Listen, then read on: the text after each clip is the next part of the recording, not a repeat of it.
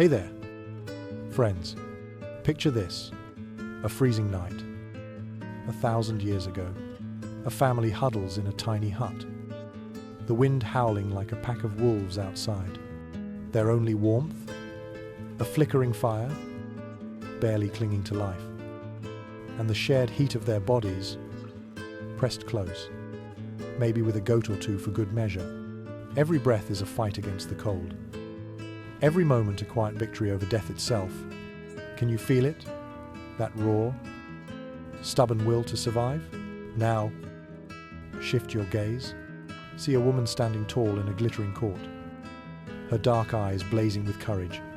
She's not just facing a king, she's defying an entire kingdom, daring to rewrite history with her ambition. Her name is Boleyn, and her story is a wildfire, burning through the pages of time. And then, imagine a cold harbour,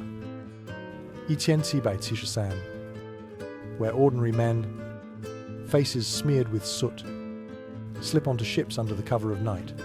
With steady hands and hearts full of fire, they dump crates of tea into the water. A cilantro against tyranny. That splash? It's the sound of a revolution being born, and long before them all. In a desert where life seems impossible, a forgotten people build a city of stone and dreams. No swords, no wars, just music, trade, and a vision of peace. Caral, a name lost to time, yet its spirit still whispers to us across the sands. These stories, my friends, they're not just tales from the past. They're the heartbeat of humanity. They show us what we're made of when the odds are stacked against us. Resilience, ingenuity, hope that refuses to die. Today, we're diving deep into the lives of medieval peasants. Fighting winter's cruel grip, we'll walk with Boleyn, a woman who dared to dream bigger than her world allowed. We'll stand on Boston's docks, where a single act sparked a nation, and we'll wander the ruins of Caral, a civilization that proved peace can build wonders. Each of these stories, they're threads in a tapestry, woven from struggle and triumph. They remind us that no matter how dark the night, no matter how fierce the storm, we humans, we find a way, we always find a way. And their lessons? They're not locked in history books. They're alive, right here, right now, in you and me. So, grab a cozy blanket, maybe a cup of something warm. Settle in, because we're about to journey through time together.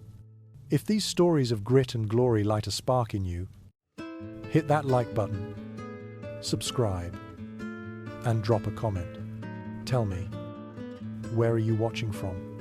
What time is it for you? And what's a challenge you faced that made you stronger? I want to hear your story, because together, we're a community, keeping this fire of hope alive. Are you ready? Let's step into the past and find the strength that's been ours all along. Chapter 1. Medieval Peasants, Surviving the Unforgiving Winter. Hey there, friends. Let's step into a world that's raw, cold, and unforgiving. It's winter in medieval Europe. 1,000 years ago, the air bites like a blade, and the darkness swallows everything. You're standing in a tiny hut, barely holding together against the wind's relentless howl. The walls, they're mud and sticks, smeared with straw and, yes, a bit of animal dung, not because these folks were messy, but because they were fighting for every scrap of warmth. Can you feel it? That bone-deep chill creeping through every crack, daring you to survive another night. This isn't just a season, it's a battle.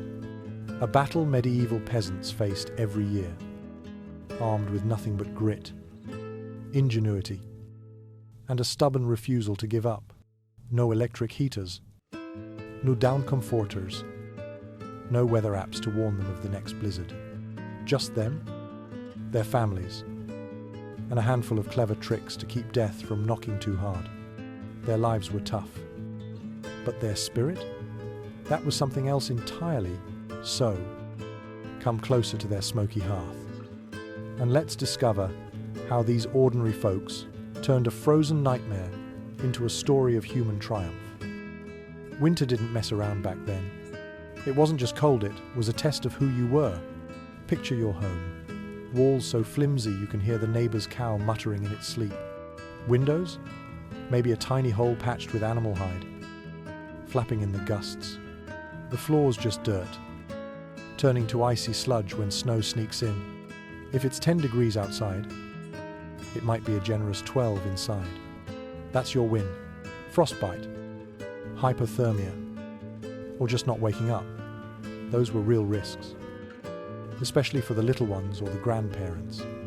Every morning you opened your eyes was a quiet victory, worth celebrating with a nibble of whatever wasn't frozen solid. But these peasants, they didn't huddle in despair. They fought back, and, oh, they got creative. Their homes were the first line of defense. Historians call them wattle and daub, which sounds quaint, like something from a storybook. Trust me, it's not. Imagine weaving sticks into a giant basket, then slathering it with a paste of mud, straf, and dung. That dung wasn't a style choice. It was a sticky, cheap way to plug the gaps. Did it stop the wind? Barely. The cold still danced through, swirling around like it owned the place. These huts weren't cozy. They were barely holding it together. So, they got scrappy. Cracks in the walls? Stuffed them with moss. Old rags. Even clumps of sheep wool, if you had it. Roofs were a whole other headache. Thatched with straw. They looked charming in summer. But winter? They sagged under snow, leaked like a broken bucket, and sometimes invited uninvited guests. Picture eating your porridge, and a squirrel tumbles through, looking as confused as you are.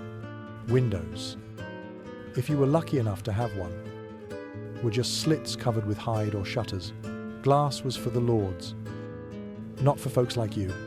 If the wind didn't rip the cover off, you called it a good day.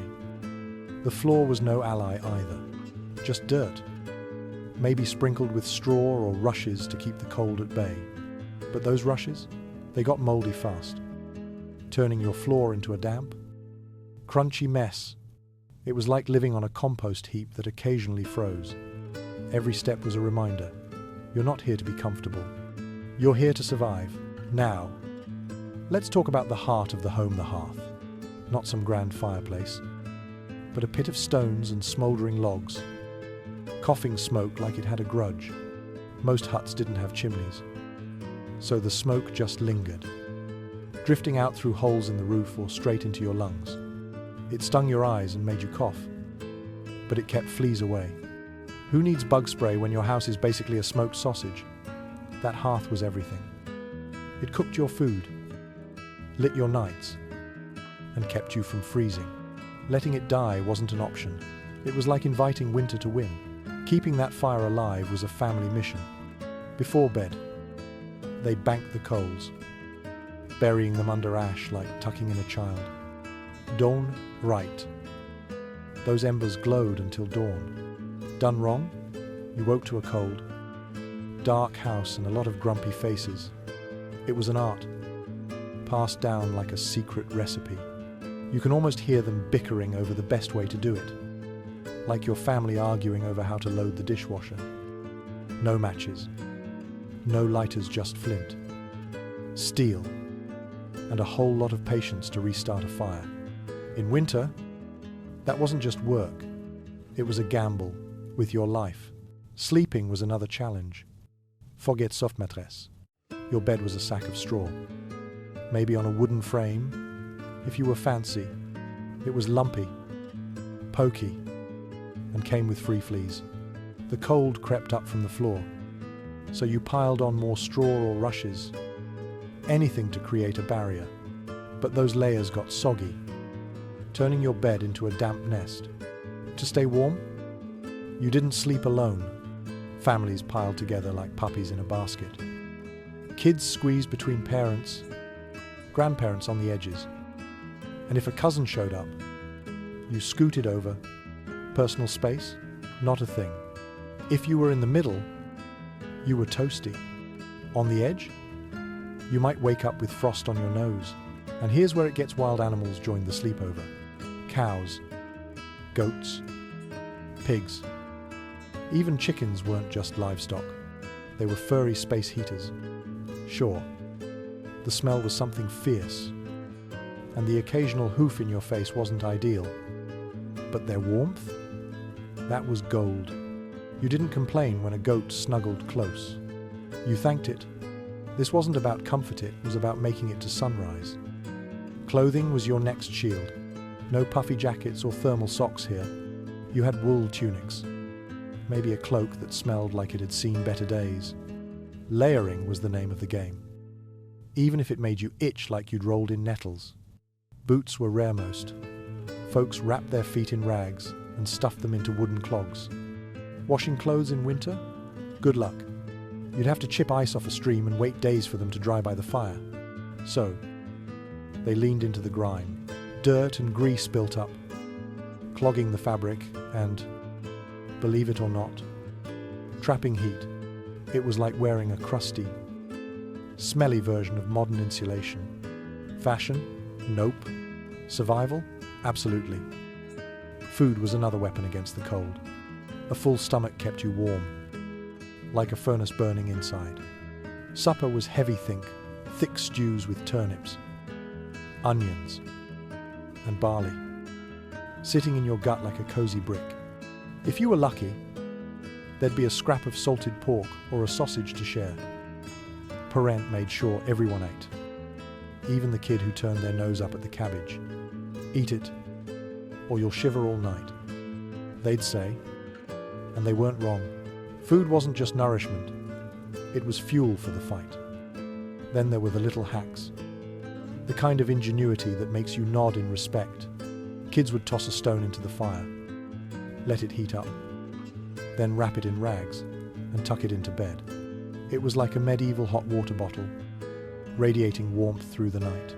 But you had to wrap it right, or you'd start a fire of a different kind.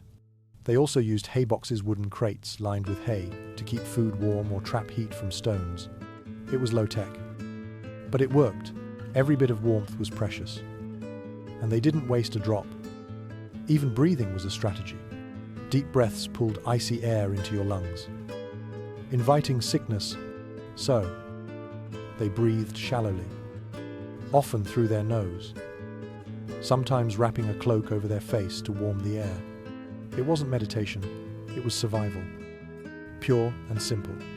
They learned to move slow, to conserve energy, to keep their bodies from burning out in the cold. But the real magic? That was community. Villages were tight, like a family that bickers but always has your back. If your fire went out, a neighbor ran over with a glowing coal. No questions asked. In Boleyn winters, food was shared, even if it meant going hungry yourself. Kids darted between huts, checking on the elderly, making sure no one was left to face the cold alone. Grudges? They waited until spring. Winter demanded teamwork, and these folks delivered. You can almost see them, trudging through snow, lanterns swinging, making sure every hearth was lit, every family safe. Faith was their anchor. They prayed to Saint Nicholas, Saint Martin, begging for protection. A sprinkle of holy water by the hearth, a cross scratched above the door, a candle burning through the night. It wasn't just religion, it was hope, a light against the endless dark. Those prayers, whispered in smoky huts, carried them through nights when the cold seemed unbeatable. But sometimes, winter won. The Great Famine of 1315 was a nightmare. Rain drowned crops, livestock starved, and families froze in their beds. Frostbite stole fingers and toes. Disease thrived in cramped, smoky huts. Death wasn't a stranger, it was a guest who stayed too long. Yet, Even then, Peasant didn't quit. They banked their fires, shared their last crust of bread, and kept going. One shallow breath, one stubborn ember at a time. What do these folks teach us? Their world was harsh, but their ingenuity was boundless. They turned mud, straf, and sheer will into survival. Today, when you're facing your own winter, maybe a tough job, a tight budget, or a night when hope feels far away, their story whispers to you. Find your hearth, whether it's a friend's laugh, a warm memory, or a small act of courage. Lean on your people. Keep your fire burning, no matter how small it seems. You're tougher than the coldest night, just like they were.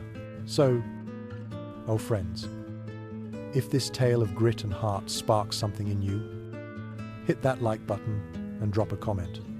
Tell me about a time you faced your own winter and came through stronger. Your story matters, and I can't wait to hear it. Let's keep this warmth alive. Together, Chapter 2, Anne Boleyn, the woman who defied a kingdom. Hey there, friends. Picture yourself in a dazzling hall, where candlelight flickers off golden tapestries and the air hums with whispers. It's the Tudor court, a place of beauty and danger, where one wrong step can lift you to glory or send you to the scaffold. Into this glittering but treacherous world steps a woman who doesn't just play the game, she changes it forever. Her name is Anne Boleyn, and her story is a firestorm of courage, ambition, and heart.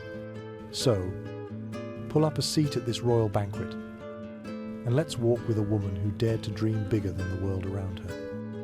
Anne wasn't born with a crown in her sights.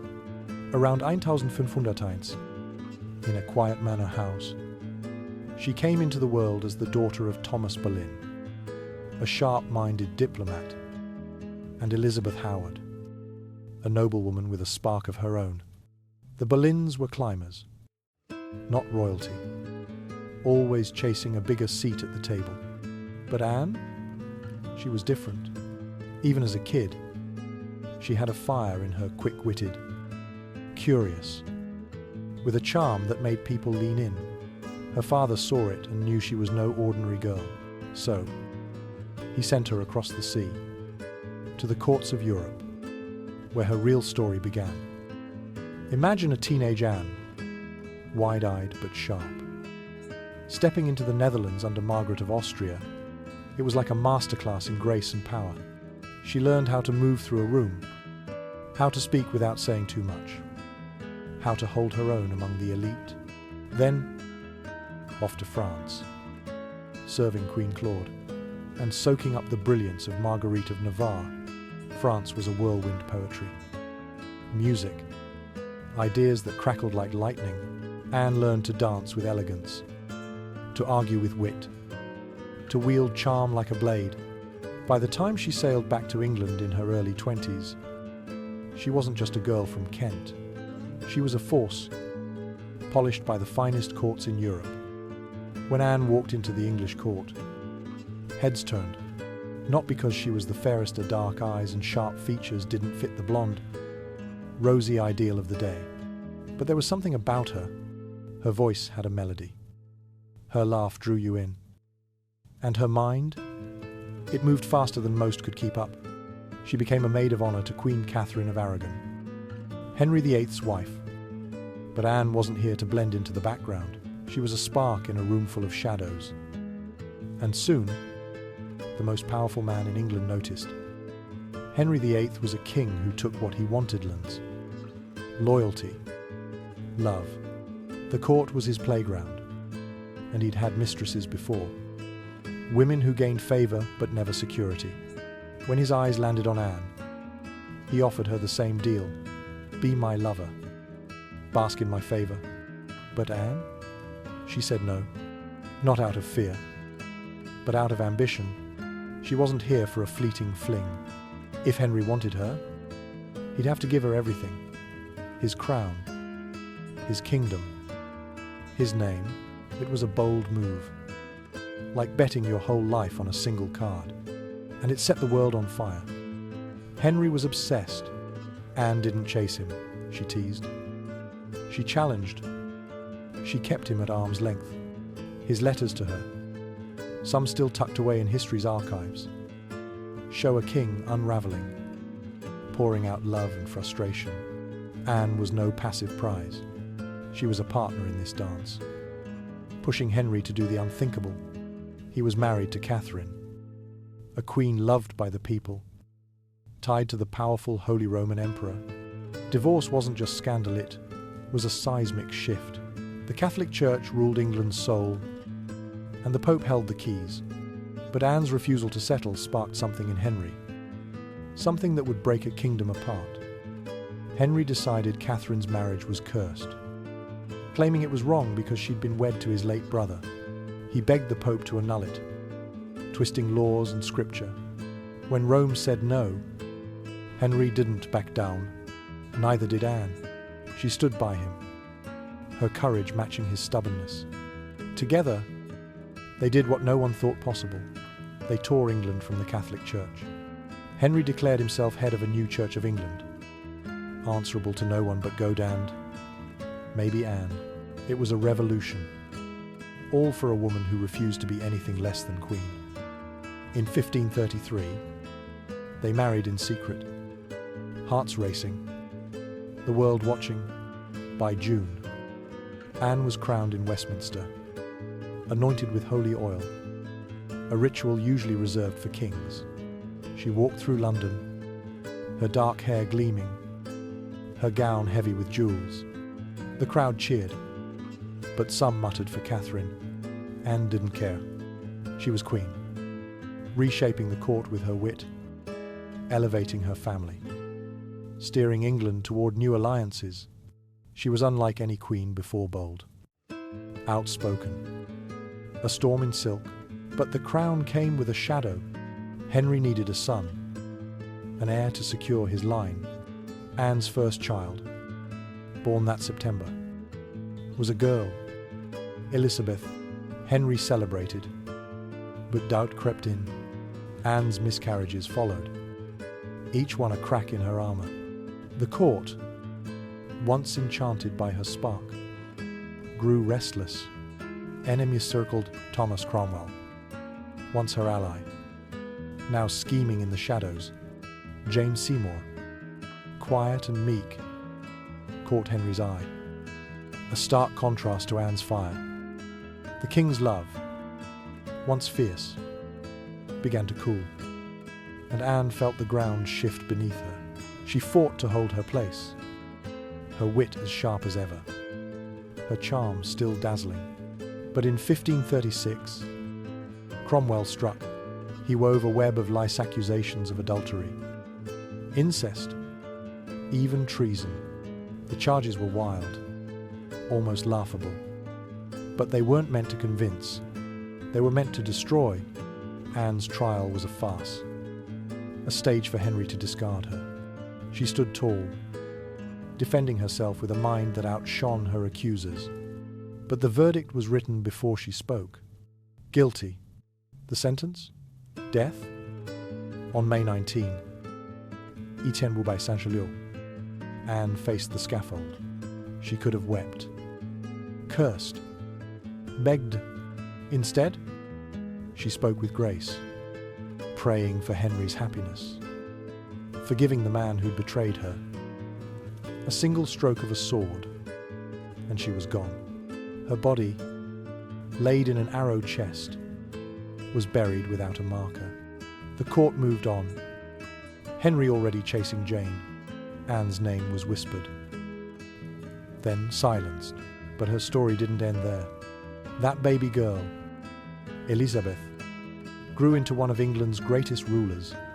Elizabeth I, the Virgin Queen, led a golden age of art, exploration, and power. Every victory of her reign was Anne's triumph, a legacy carved from a mother's courage. Anne didn't just live, she changed the world, bending history with her will. What does Anne teach us? Friends, She shows us what it means to dream big, to stand firm, even when the world says no. Her ambition wasn't reckless, it was a fire that lit the way for others. Have you ever faced a moment where you had to choose between settling and reaching for more? Maybe it's a job, a dream, a fight for what's right. Anne's courage whispers to you, don't shrink, dare to be bold. Your spark can change more than you know. If Anne's story stirs something in you, hit that like button and share your own tale of defiance in the comments. What's a time you stood your ground? No matter the odds, I'm all ears. And I know our community is too. Let's keep this fire burning. Together. Chapter 3. The Boston Tea Party, a spark of revolution. Hey there, friends. It's a crisp, moonless night in Boston Harbor, and the year is 1773. The water's still, but the air feels like it's holding its breath, waiting for something to break. You're standing on a creaky dock, watching 3 ships, the Dartmouth, the Eleanor, and the Beaver bobbing gently, their holds stuffed with crates of tea. To the British, it's just a shipment, a bit of business as usual, but to the folks gathered here, it's a slap in the face, a symbol of chains they're done wearing. Tonight, ordinary people are about to do something so bold, it'll echo through the centuries. So, bundle up against the December chill, and let's join a story of defiance that lit the spark of a revolution. You're in colonial Boston, a city that's been pushed to its breaking point. For years, the people here have been chafing under Britain's heavy hand. Imagine working hard every day, tending your shop, your farm, your forge, and then watching your coin get snatched away by taxes you had no say in. Taxes on paper, on paint, on glass, even on the playing cards you use to unwind. It's not just money, it's a message. You don't get a voice. The British, an ocean away, treats you like children who should just nod and obey. But Boston? They're not the nodding type. They've tried talking, boycotting, even pleading with the king. 3 years ago, things turned ugly when British soldiers gunned down unarmed folks right in the city streets. That blood on the snow didn't quiet the mitt, woke them up. Now, this tea sitting in the harbour? It's the final insult. The British passed a law called the Tea Act. That sounds harmless. Enough cheaper tea for the colonies. Who doesn't like a bargain? But there's a sting in it, a small tax. A tax you can't vote on. A tax that says Britain can do whatever they want with your money. To these folks, accepting that tea means swallowing their freedom whole, they're not having it. Boston's buzzing with men who call themselves the Sons of Liberty guys like Samuel Adams, John Hancock, regular people with a fire in their gut, saying, enough is enough. For weeks, those 3 ships have been stuck at Griffin's Wharf, locked in a tense tug-of-war.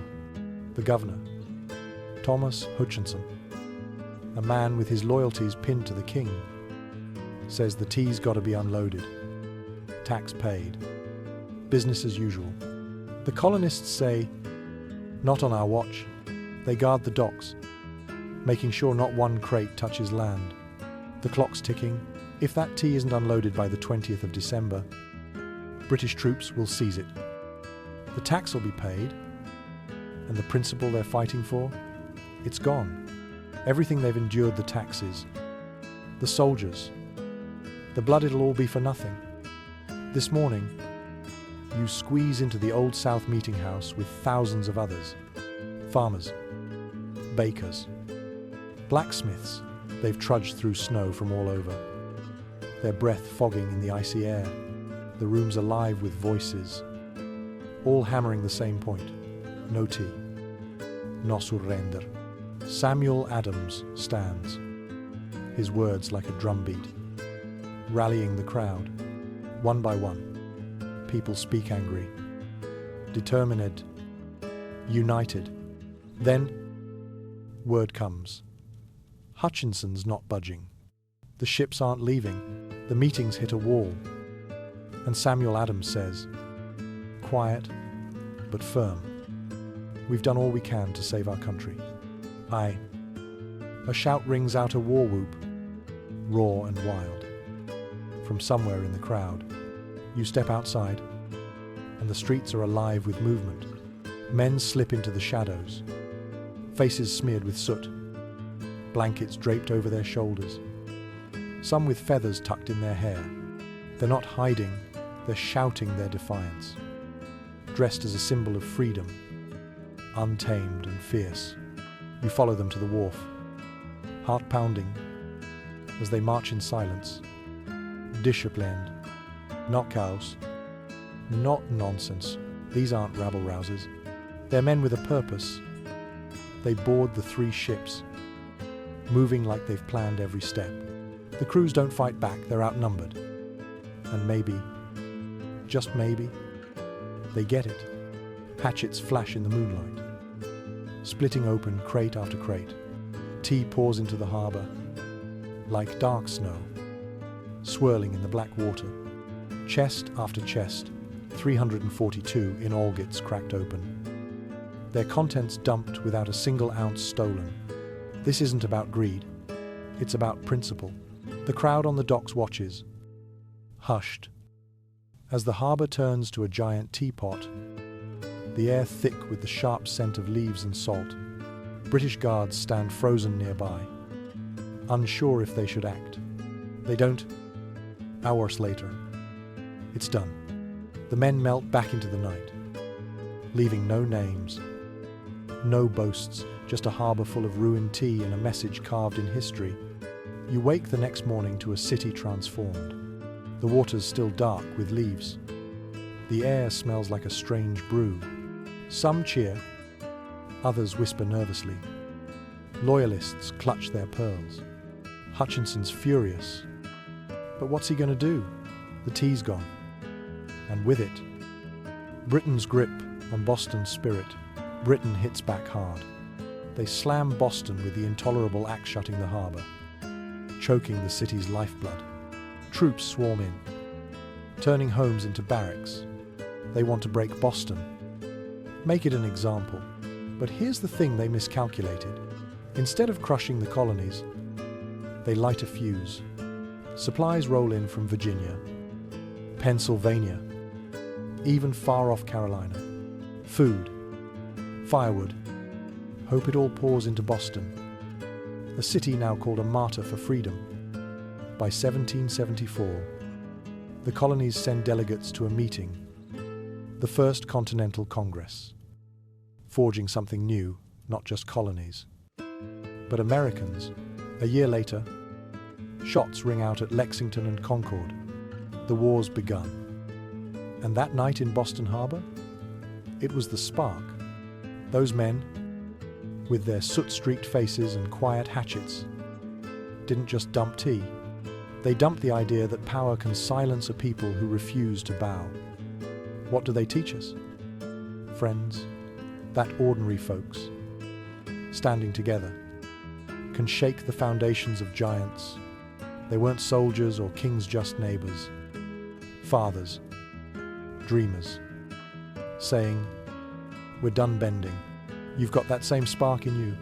Maybe it's standing up for what's right at work, in your town, or just in your own heart. Whatever your fight, know this: your voice matters. One small act, like a crate hitting the water, can ripple further than you ever imagined. If this story of defiance gets your heart pumping, hit that like button and drop a comment. Tell me about a time you stood up, big or small, and made your voice heard. I'm reading every one. And so is this amazing community. Let's keep this fire of courage burning. Together. Chapter 4. Caral, a civilization built on harmony. Hey there, friends. Imagine standing in a sun-scorched desert, where the ground cracks under your feet and the wind carries only dust. You're in the Soup Valley of Peru, 5,000 years ago. A place that looks like it's forgotten how to hold life. Yet, right here, in this harsh, unforgiving land, people built something extraordinary, a city of stone and dreams, woven together not with swords or fear, but with ingenuity, harmony, and hope. This is Caral, one of humanity's first great cities, to a testament to what we can create when we work as one. So, let's wander through its ancient streets, feel the pulse of its people, and uncover a story that still sings to us across the ages. You're walking through a valley where the Supe River barely whispers. For its water, a thin thread in a sea of sand.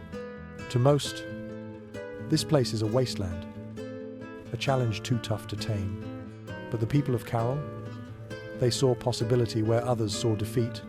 They didn't have metal tools, wheels, or armies. What they had was heart, and a knack for turning the impossible into home. They looked at this dry earth and thought, we can make it bloom.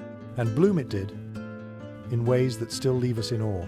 These folks were farmers, but not the kind you might picture with plows and oxen. They coaxed the river into canals, guiding its precious water to fields of beans, squash, and cotton. That cotton was their magic soft, strong, spun into nets that changed everything. They traded those nets with coastal villages, swapping them for fish, shells, even anchovies to enrich their soil. It was a handshake across miles, a bond that fed their city and filled their hearts. You can almost see them, laughing as they bartered. Their hands dusty, but their spirits bright.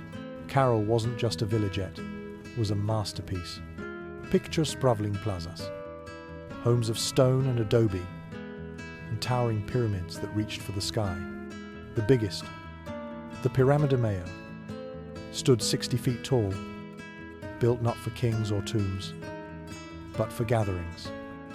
For life, workers hauled stones in reed bags, piling them with care, weaving fibers to make the structures bend with earthquakes, not break.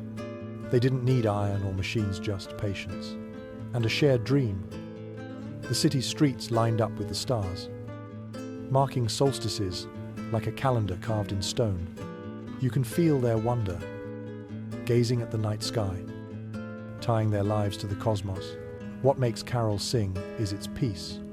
No weapons clutter its ruins. No walls shout of war. This was a place where people trusted each other, where trade and talk solved problems, not bloodshed. Music filled the air, flutes carved from condor bones, drums stretched with deer hide, their notes weaving through ceremonies that brought thousands together. Imagine standing in a plaza, the crowd swaying, voices rising in, thanks for the harvest. The river, the sun, it wasn't about power, it was about connection. To each other, to the earth, to something bigger. Leadership here wasn't about shouting orders. It was about wisdom, about guiding hands that coordinated massive projects without a whip. Picture elders sitting in the shade, planning the next pyramid, while kids ran nearby, chasing dreams as big as the city itself. Everyone had a role digging canals, weaving nets, tending crops, and every role mattered.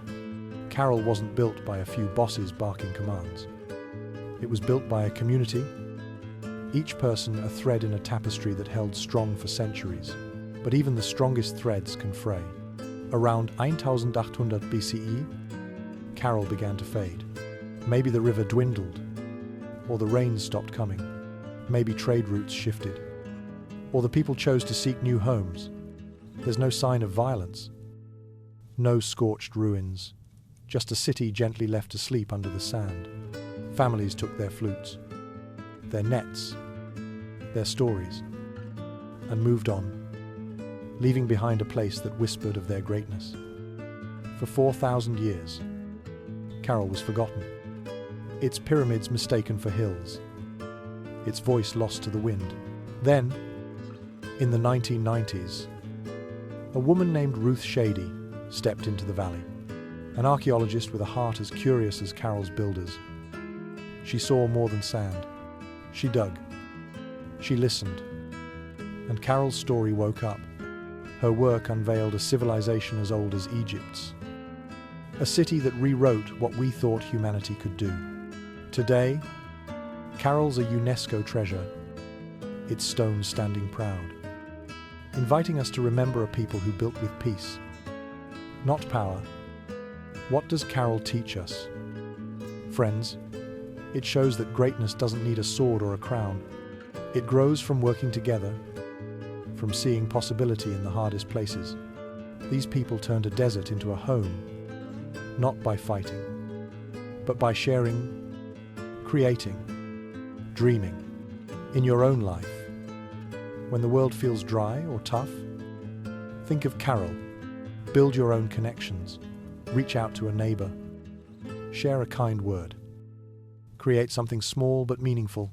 Your community, your harmony, can bloom in ways you never expect. If Caral's story warms your heart, hit that like button and drop a comment. Tell me about a time you built something with others, a project, a friendship, a moment of peace. I'm reading every word, and our community's right here with me. Let's keep this spirit of togetherness alive. Together. Conclusion. A legacy of endurance. Hey there. Friends, we've traveled far together, haven't we? From icy medieval huts to glittering Tudor courts, from a defiant harbor in Boston to the sun-baked stones of an ancient desert city, a step, each story, has woven a thread into something bigger, a tapestry of human spirit, shining bright against the darkest odds. Now, as we sit together in this quiet moment, let's gather those threads and see what they mean for us. Right here, right now. This isn't just about the past, it's about the fire that burns in you today and the legacy you're building for tomorrow. Picture a medieval peasant, banking their hearth's embers under ash, hands trembling in the cold, but steady with hope. That small act, that refusal to let the fire die, kept their family alive through winters that seemed endless. Or think of Boleyn, standing tall in a world that told her to bow, her courage sparking a future she'd never see. But that changed everything. Feel the pulse of those Boston rebels, ordinary folks who turned a single night into a roar for freedom, their hatchets splitting open not just tea crates, but the chains of tyranny. And hear the flutes of Caral echoing across a desert, where a people built a city not with fear, but with harmony, proving that peace can raise wonders higher than any sword. These stories, friends, they're not locked in dusty books or crumbling ruins. They're alive, pulsing through every choice you make, every challenge you face. They remind us that humanity's strength isn't in gold or crowns or armies. It's in the stubborn, beautiful will to keep going, to huddle close when the cold bites, to dream big when the world says no, to stand together when the powerful try to divide, to build something lasting, even in the harshest places. That's what makes us human. That's what makes us unstoppable.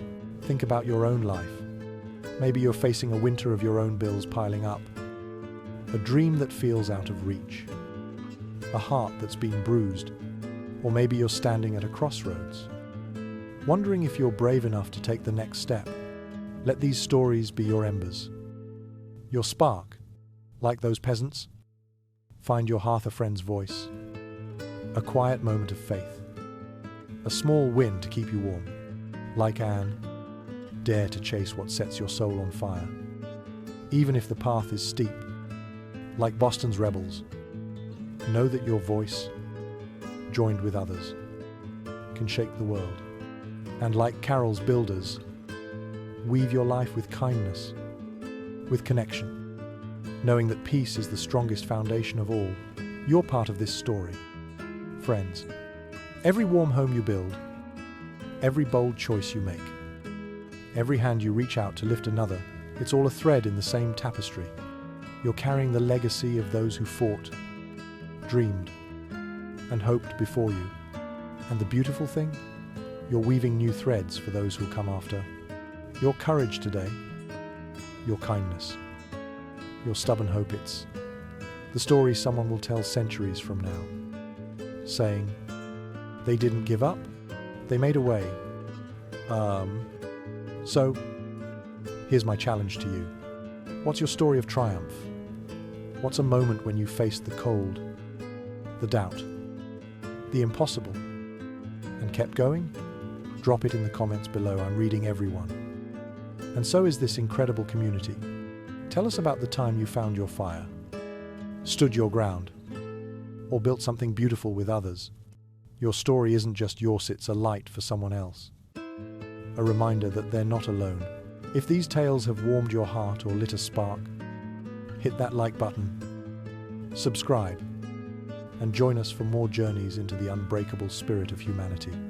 Share this with someone who needs a little hope today, because together, we keep the fire burning. You're stronger than you know. Friends, your story matters. Keep fighting. Keep dreaming. Keep building. The human spirit, it's yours, and it's unstoppable.